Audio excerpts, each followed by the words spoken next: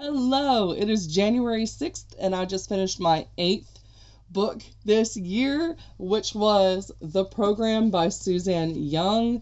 This is about a suicide epidemic where a bunch of teenagers, it's basically become the leading cause of death, and it's an actual like contagion, or so it seems. So the government designs this program that can erase all of your negative memories, but then you come out kind of a bit of a hollow shell of yourself because what are you but your memories?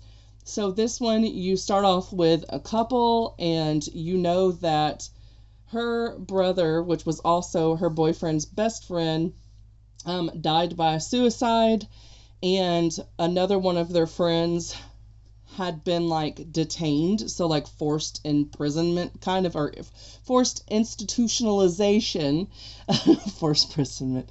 I mean, kind of the same thing. Your rights were stripped away from you, and they start pumping you with drugs, and they're taking your memories. Like, how much worse can it really get?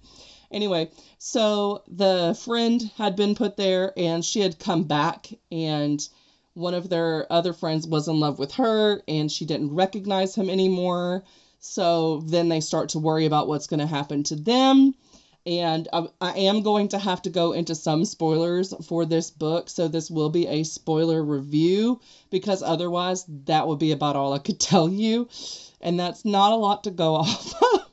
So anyway, so the other friend then winds up, there is this drug called like liquid death that some people will take, and so I'm like going to tell you a certain character that dies. So when I mean spoiler, I do mean spoiler. But it is closer to the beginning portion of the book. It's kind of like the inciting thing to get to the main plot of this, because that is not the main plot, but it is what makes the events happen. So again, gonna get into some spoilers here. So anyway, so the friend, when he realizes that he's not going to be recognized by the girl that he fell in love with, he decides that he's going to take this liquid death, because they have flagged him for depression, and he doesn't want his memories to be wiped. And so he takes it and he dies. This makes it to where they are even more closely monitoring the two main people, the couple. They're monitoring them for signs of depression. Now, it hits the guy really, really hard, and then he's like, I don't want them to take me, like, I will end myself before I let them take my memories. And so it brings up the interesting discussion when it comes to, like, forced institutionalization, even for something where you're literally trying to save someone's life. Where it does take away like a choice with that. And of course, it's a choice most people would not want the person to have because it leads to their death. But in this, you see that some of the people are so afraid of this form of it, because the cure is literally stripping parts of themselves away, whereas getting put into a psychiatric hold or something like that and receiving like proper treatment of therapy and things like that can actually like help without stripping you of yourself. This literally does. So for some people, that's scarier than death itself. And so that's why they'll take the liquid death or find another way out. So he tries to do that, and he calls her beforehand so she knows that it's about to happen. And they take him. He got flagged, they take him, then they're like, she's gonna be next, she's not gonna want to survive without him, and then the cycle will repeat itself. So they do wind up taking her into the program. It probably takes about half of the book to get to that point, but that's really how you get the series started, is once you go inside of the program. So while she is there, she meets this one guy, and he seems to be kind of her her savior in there, because one of the kind of like guard type people is taking advantage because he has a pill that can allow you to retain one memory, and that memory can kind of spiral into letting you recover more and more, if you are very selective and particular about it. But in order to get this pill from him, you have to basically give him sexual favors.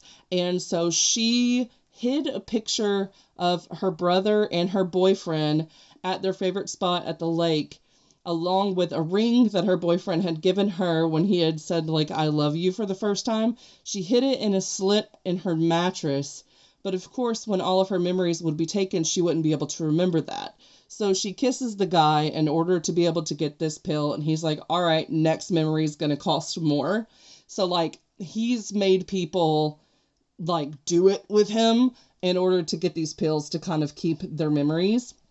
So she doesn't do any more than that, but it really disgusts her and repulses her, rightfully so. The guy is a creep, but this other guy that she meets has been protecting her from him.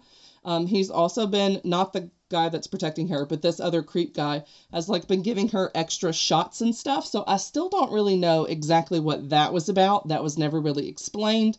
Other than that, she seemed to be a difficult case. At one point, she would not cooperate. She would not take the pills to do the therapy, and the pills is how they do it. Basically, it's like a form of hypnosis almost. You take one pill that is a truth serum so that you cannot lie, and then you take another pill at the end of the therapy session, and all the things that you discussed in between the two pills gets wiped from your brain. So that's how they do it. And anyway, what was I getting at? Oh my gosh. Yeah. So she does the favor so that she can retain the memory of where she hid the photo and all of that. You wind up finding out that the guy that's kind of like her friend and that's been protecting her the whole time is like an implant. He is there to make sure that people are revealing everything during their therapy session. So he gets really close to them and makes them trust him, but he winds up falling in love with her in particular. So, like, they wind up kissing, and she's, like, feels comforted by him, so she will go and, like, spend the night in his bed, even though they're not having sex. But she feels guilty even after she forgets that her boyfriend existed. She feels like she's cheating somehow, even though she doesn't have that memory.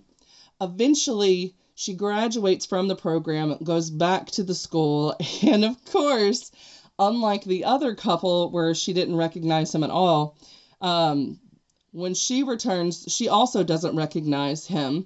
However, there's like a feeling of knowing that they both seem to have, and they instantly connect, but everyone's trying to keep them apart. They're saying that he's difficult, he's dangerous, he's going to wind up sending you back to the program. Because he is a resistor. When he was in treatment, he tried to continue to die by suicide several times because, like, he was not willing to lose the memories of her, but it did wind up eventually working. But when she finally starts to remember the picture, then she knows that they're connected and that they have been close. It's proof. So both of them are kind of setting off on this mission to discover the truth. But the guy that was helping her on the inside erased her memory of finding out that he was on the inside. So she still trusts him, and she goes to him and she's like, you need to tell me what's going on. And he does reveal that her brother had died by suicide. And so that makes things spiral for her. And so she's questioning everything and whether she wants her memories back or not.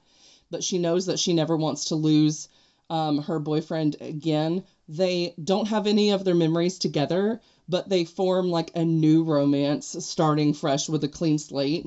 And at the end of the book, she actually gets offered an orange pill. All the pills have different colors, which is something very simple, but I do like. But anyway, she gets offered an orange pill, but the guy that had been helping her, he gets sent back into another facility because he has to do 2 years of service. So he is in these facilities as an implant for like 6 weeks at a time to get close to whoever they deem the most like at risk.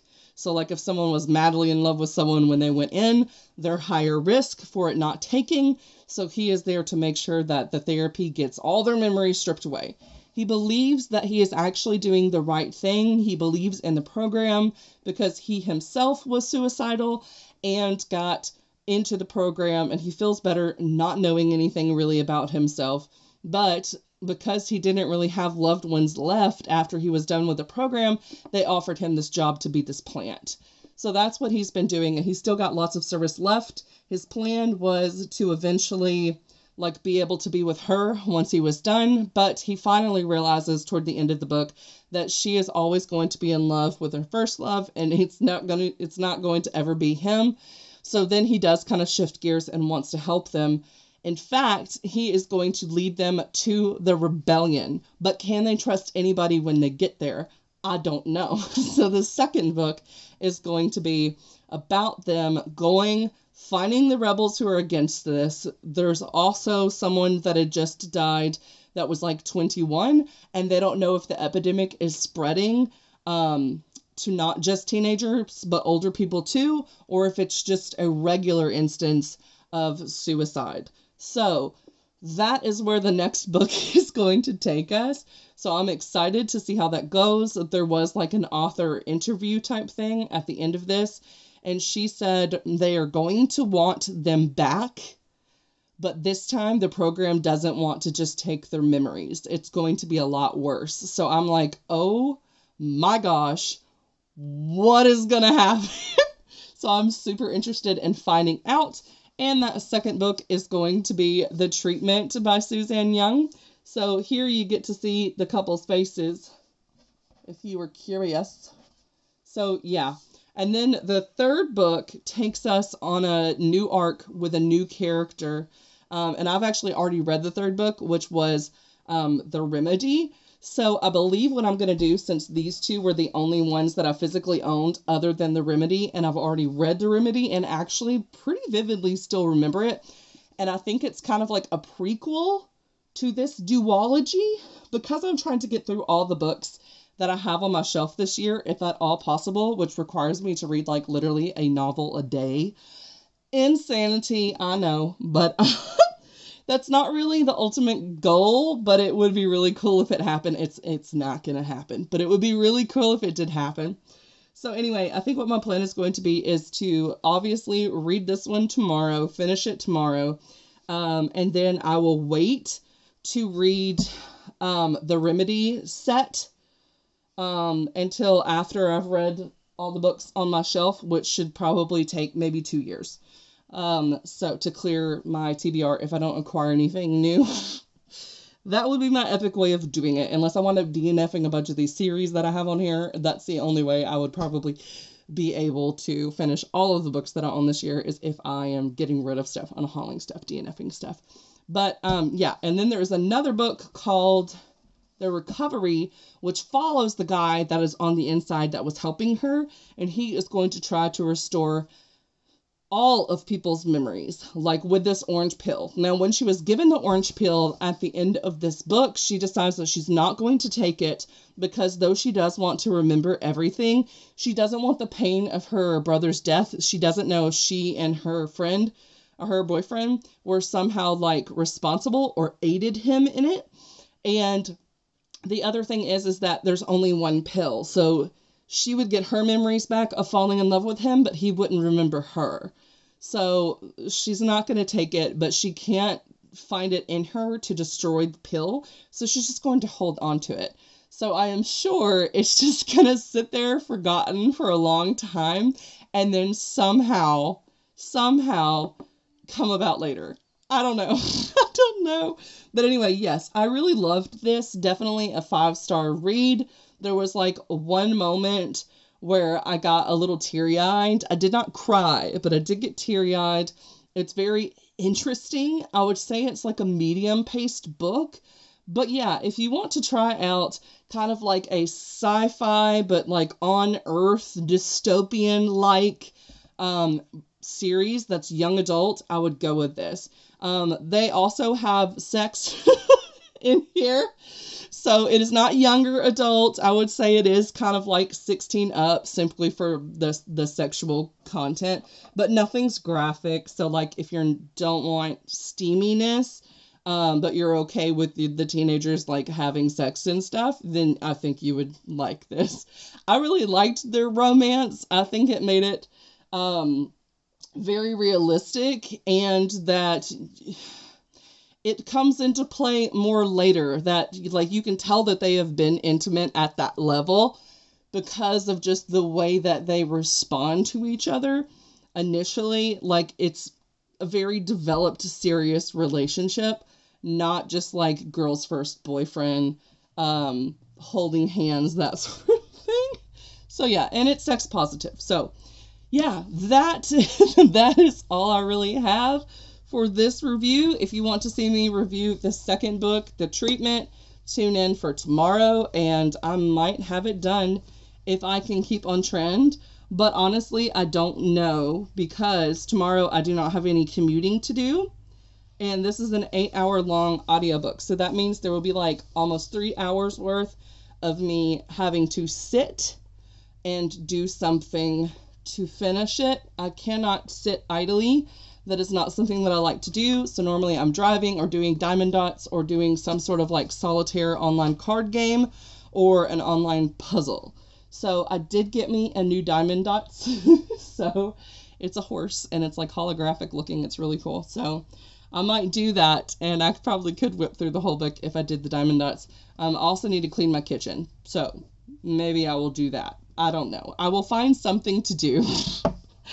But I have a lot of things that need to get done that are not things that I can necessarily do while reading, because they require their own set of like brain power. So we'll see how it goes. But that's my update for today. Thank you so much for watching. Don't forget to subscribe and click the bell if you want to be notified when my next video comes up. And I might do a goals video tomorrow too. I might even do it tonight. Probably not tonight. It's already after 9. But anyway, I'll probably try to come up with some sort of goals video or like a discussion video, or I might just do a live. I don't know. So anyway, I will see you all in the next video.